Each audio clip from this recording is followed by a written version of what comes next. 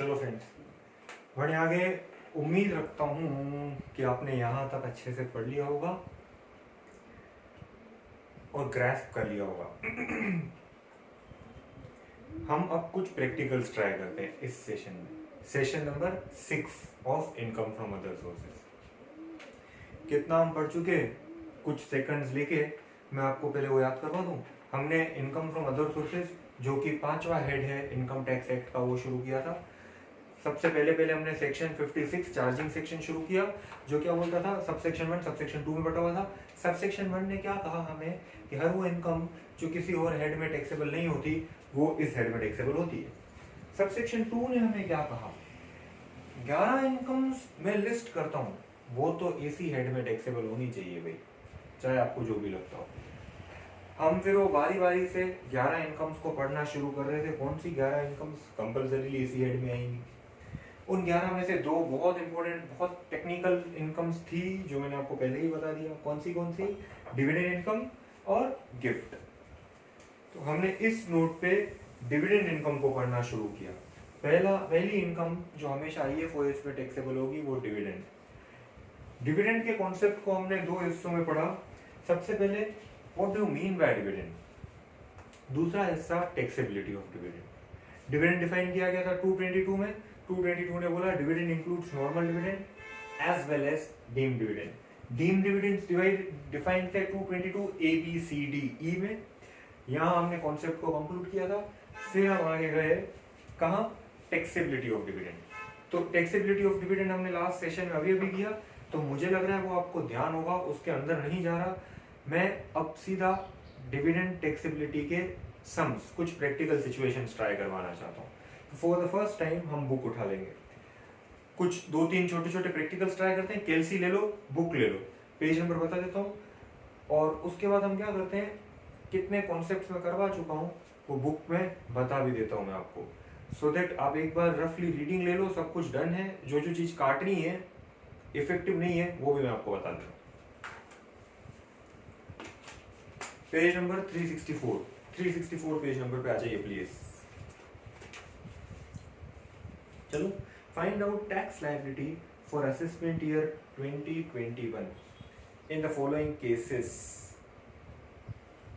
B is a non-resident, all other taxpayers are resident. हम क्या करते हैं, X, Y और Z 3 कैलकुलेशन बिठाते हैं। X 40 साल का मतलब इंडिविजुअल है, Y 45 years विच मीन्स ये भी इंडिविजुअल है, Z फर्म है। इंडिविजुअल्स के ऊपर स्लैब रेट लगते हैं, फर्म के ऊपर फ्लैट 30% लगते हैं। चलो X की बात करते हैं, तो X की भाई साहब की बिजनेस इनकम है 3 लाख।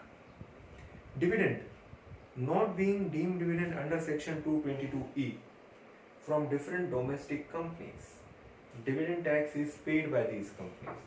तो D लिमिटेड से, E लिमिटेड से, F लिमिटेड से आपको मिला है डिविडेंड, और क्लियर किया गया है कि ये डिविडेंड डोमेस्टिक कंपनी से मिला है, वो भी 222E वाला नहीं है, बाकी के डिविडेंड्स हो सकते हैं। ये डिविडेंड कमाने के लिए कितना खर्चा किया है, 2,60,000 का। उसके अलावा आपको deem dividend under section 222E भी मिला है, जिसमें dividend tax is paid by G limited. मैं उम्मीद रखता हूँ आपको याद होगा, डोमेस्टिक कंपनी से 222E वाला डिविडेंड मिला। टैक्स लायबिलिटी, टैक्स ट्रीटमेंट क्या थी शेयर होल्डर के लिए, वो 1034 में पूरी तरह से एग्जेम्प्ट। कंपनी के लिए 34.944% का टैक्स भरना पड़ता है, आपको याद है ना, higher CDT। Deduction under section 80C to 80U, 80C से 80U के डिडक्शंस लेने के लिए एलिजिबल है। तो हम गिन लेते हैं टैक्स लायबिलिटी। हमें टैक्स लायबिलिटी ही गिननी है, तो पूरी कंप्लीट प्रेजेंटेशन नहीं दिखा रहे हम। सपोज मल्टीपल चॉइस क्वेश्चन है, सपोज, तो आपका आंसर क्या होना चाहिए, टिक क्या करोगे।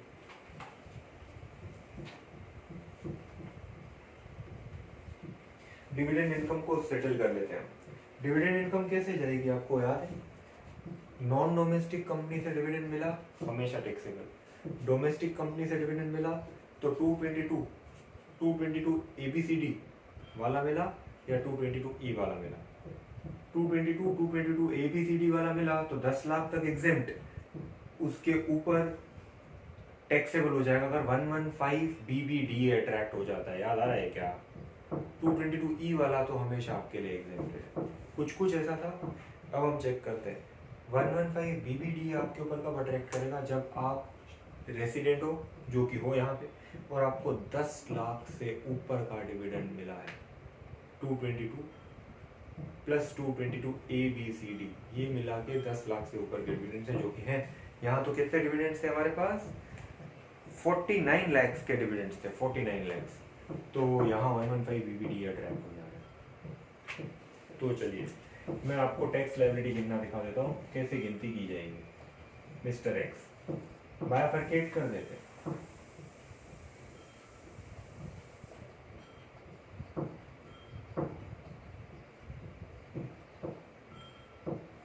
Dividend income,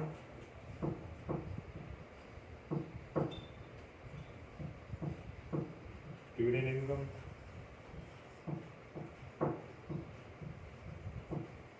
business income.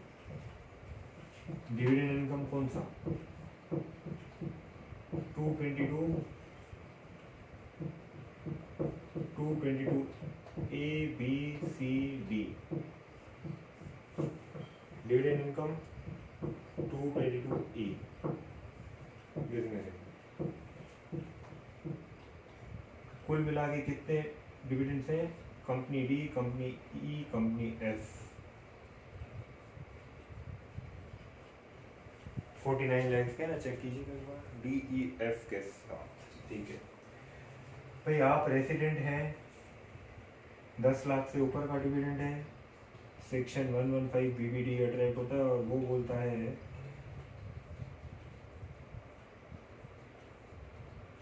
10 lakh तक का dividend exempt under section 1034।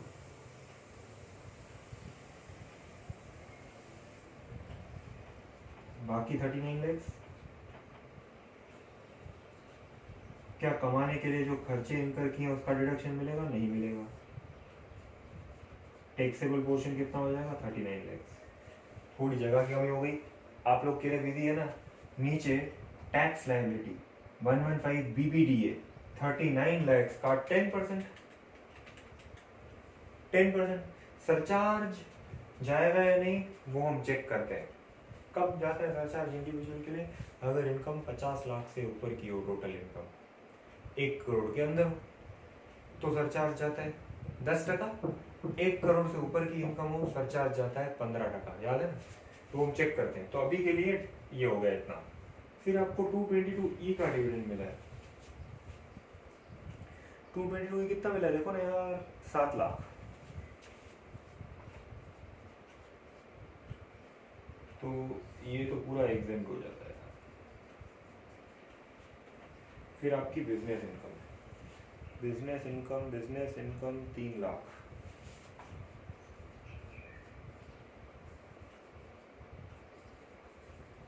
Deduction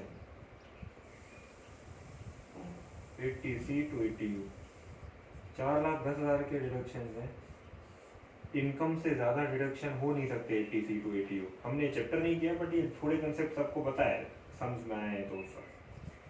तो नील, कुछ टैक्सेबल नहीं। अच्छा, 3 की इनकम है, 4,10 का डिडक्शन है, तो डिडक्शन 3 का ही मिल पाएगा, नील हो जाएगी। बाकी का जो 1,10,000 का अमाउंट है उसका डिडक्शन नहीं मिल पाएगा, क्योंकि 115 BBDA में कोई डिडक्शन नहीं मिलता। अब अगर हम चेक करें तो हमारी टोटल इनकम कितनी है? 49 लाख में से 10 गया, 39 लाख। 39 लाख की ये इनकम है, ये तो है ही नहीं, एग्जेम्प्टेड है, ये भी नील है। मतलब हमारी कुल इनकम जो टैक्स में शो होगी वो है 39 lakh, which is less than 50 lakh. कोई सरचार्ज आएगा नहीं। यहाँ वैसे स्लैब रेट लगते पर कोई टैक्स भरना नहीं पड़ेगा ना, ये तो पूरा एग्जेम्प्टेड है।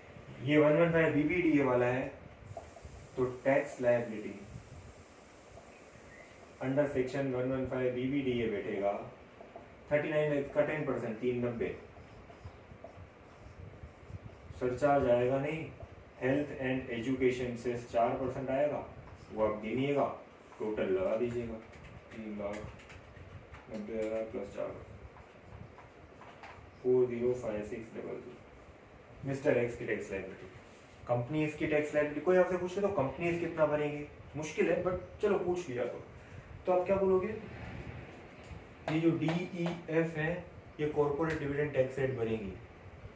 कितना कितना, जितना इन्होंने डिस्ट्रीब्यूट किया उसके ऊपर 15% plus 12 surcharge plus charge health and education से, मतलब 17.47 जो कल हम बात कर रहे थे सेशन में।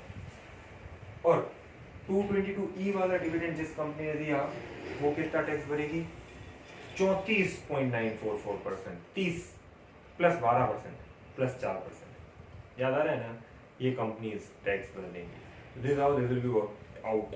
आगे बढ़ते हैं, एक और नेक्स्ट ट्राई करते हैं। बाय वाला कर लोगे क्या, कर लोगे ना। 40 लाख की बिजनेस इनकम है, डिविडेंड कितना मिला है, एक ही कंपनी से मिला है 960, और वो 960 कमाने के लिए खर्चा किया है 90,000, कोई खर्चे का डिडक्शन नहीं मिलता है। अच्छा 222E का डिविडेंड 17 लाख का मिला है और डिडक्शन 215 की, तो आप क्या बोलोगे, ये वाली डिविडेंड इनकम जो है वो 960 है। 10 तक तो एग्जाम्प्ट हो जाती है ना, 10 के ऊपर है तो 115 PBDA में जाती है, तो 960 ही है। तो 960 पूरी 960 पूरी एग्जाम्प्टेड 10 लाख तक एग्जाम्प्ट हो जाएगी, मतलब जीरो सब एग्जाम्प्ट। 222E वाला 17 लाख है पूरा एग्जाम्प्ट। बिजनेस इनकम है 40 लाख, 40 लाख और सामने 80C to 80U के डिडक्शंस हैं 2,15,000। वेरी इजी, बहुत इजी सम है, 215 ही था ना। हाँ चलो गिनो, 40 लाख में से 215 डिडक्शन 37,85,000। स्लैब अप्लाई करो इसमें, तो मैं क्या बताऊँ आपको, नहीं भूल नहीं गए होने चाहिए आप अभी लॉकडाउन के चलते हुए घर पे मजे कर रहे हैं ना।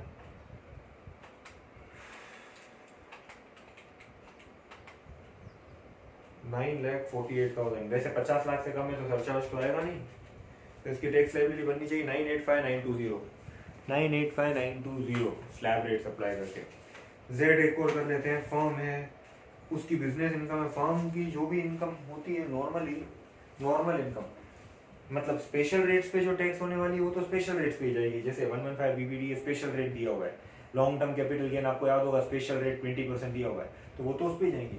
बट बाकी जो नॉर्मल इनकम्स हैं जो इंडिविजुअल्स के लिए स्लैब रेट पे जाती हैं, फर्म के लिए फ्लैट 30 पे जाएंगी। तो अभी फर्म ने इनकम अर्न करी है 40 लाख की, डिविडेंड कितना मिल गया है उसको, 15,000, 30,000 और 29,82,000। वो कमाने के लिए खर्चा किया है 80,000। फिर 222E वाला डिविडेंड है 80,000, डिडक्शंस हैं 7 लाख। चलिए तो डिविडेंड्स की बात करें अगर हम, तो मिला के देखो ना कितना है, 30 लाख। मतलब अगर ये मिस्टर एक्स नहीं अब ये फर्म है तो डिविडेंड्स कितने हैं, 30 लाख। सिंपल है ना, रेसिडेंट हो 10 लाख से ज्यादा का डिविडेंड है ये वाला, तो 115 BBDA अट्रैक्ट होता है। 115 BBDA अट्रैक्ट होता है तो क्या बोलता है, 10 लाख तक छूट, ऊपर का 20 लाख गया, अटक गए। खर्चा जो भी किया उसका कोई डिडक्शन नहीं मिलता, पूरे 20 लाख टैक्सेबल। ये तो 10% पे जाएंगे, 115 BBDA स्पेशली रेट देता है, 10% पे टैक्सेबल हो जाएगा 20 लाख ही। डिविडेंड इनकम 222E वाला जो भी हो वो तो एग्जाम्प्टेड ही है। बिजनेस इनकम की बात करते हैं, कितनी थी बिजनेस इनकम बताओ ना। 40 लाख की बिजनेस इनकम थी और डिडक्शंस कितने हैं, 7 लाख। 40 लाख की बिजनेस इनकम, 7 लाख के डिडक्शंस 33 लाख। मतलब इनकी टोटल टैक्सेबल इनकम कितनी हो गई, 33, 20, 53, 53 लाख। इस पे 30% अप्लाई कर दीजिए, उस पे 10% अप्लाई कर दीजिए, बात खत्म हो जाएगी। और अमाउंट देख लीजिए कितना आ रहा है, 11,90,000 बैठना चाहिए, 11,90,000 बेसिक टैक्स लायबिलिटी। सरचार्ज लगेगा या नहीं लगेगा? फर्म्स के ऊपर सरचार्ज तो ही लगता है जब करोड़ से ऊपर की इनकम, 1 करोड़ से। इंडिविजुअल की जैसा नहीं होता 50 के ऊपर इतना, 1 करोड़, 1 करोड़ से ऊपर है तो सरचार्ज लगेगा वरना नहीं लगेगा। तो इसकी तो 1 करोड़ से नीचे ही है तो प्लस 4% जो दीजिए, 1237600 की टैक्स लायबिलिटी। समझ आ रहा है? मतलब अब ये बहुत इंपॉर्टेंट हो जाता है। हमने कल जो कॉन्सेप्ट पढ़ा taxability of dividend, tax liabilities गिनने के लिए काम आएंगे, बहुत इंपॉर्टेंट। ये सब गो थ्रू करने के बाद आपको थोड़ा अच्छे से समझ आया होना चाहिए चीज़ें। यहाँ रख लेते हैं सेशन, एक बार को गो थ्रू कर लीजिए, अगले सेशन में मिलते हैं। मैं आपको बता देता हूँ बुक में कौन से पेजेस मैंने अब करवा दिए, जो जो फालतू चीज़ें हैं कुछ पुरानी इनफेक्टिव वो मैं कटवा देता हूँ, तो अगले सेशन में वो करवा देता हूँ। वो करवाते ही नए कॉन्सेप्ट पे चले जाएंगे जो कि और भी बहुत इंपॉर्टेंट कॉन्सेप्ट है, गिफ्ट। इक्वली इंपॉर्टेंट, कम ज़्यादा हम नहीं बोल सकते दोनों में, तो गिफ्ट का कॉन्सेप्ट लेके अगले सेशन में मिलते हैं। Thank you.